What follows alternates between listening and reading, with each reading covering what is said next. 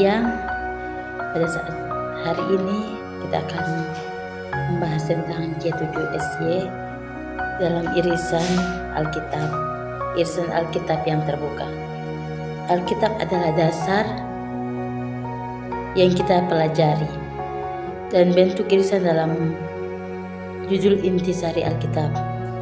Ketika kita dapat memastikan bahwa Alkitab itu tersusun sistematis, kita akan buat Alkitab yang terbuka. Alkitab yang kita miliki tentunya berjumlah 39 kitab, dan itu untuk perjanjian lama. Perjanjian baru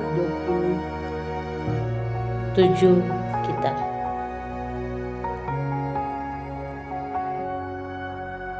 Dan yang kita akan membagi bagian Alkitab dalam 8 potongan yang kita akan pelajari hari ini. Kitab-kitab yang tersusun secara teratur, progresif, dan tak terbatas oleh waktu. Kita akan buat lembar kerja.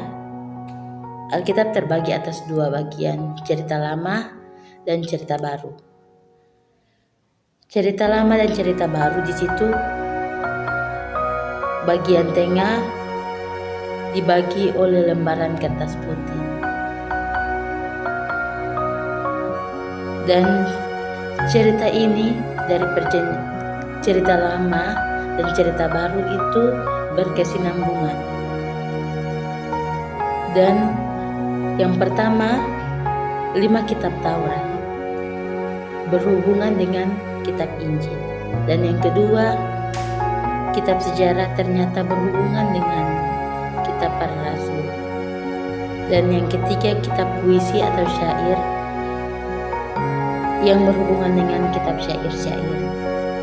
Dan yang keempat, kitab para nabi, di mana kita belajar tentang nabi-nabi kecil dan nabi-nabi besar. Nabi Yohanes dibuang di Pulau Patmos. Dia menuliskan kitab tentang masa depan dan masa depan yang kekal, dan masa lalu yang kekal. Alkitab kita disusun selama 1600 tahun dan ditulis oleh 40 penulis yang dilatar belakangi atau pekerjaan mereka berbeda-beda.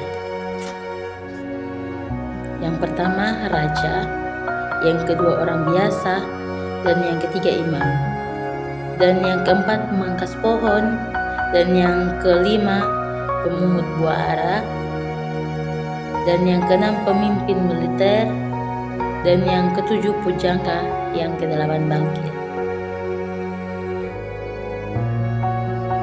Dengan latar belakang yang berbeda-beda atau penulisan yang tahunnya atau orangnya berbeda-beda, tetapi satu tujuan mereka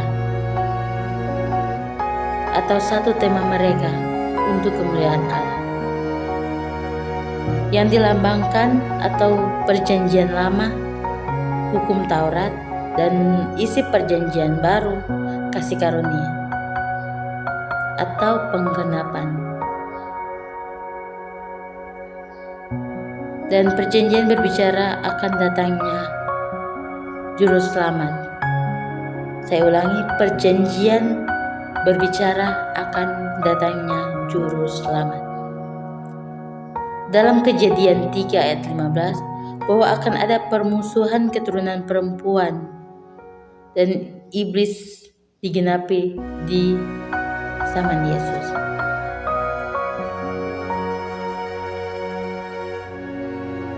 Pada saat siang hari ini, dalam intisari Alkitab mempelajari kita tentang dari Kejadian sampai Wahyu.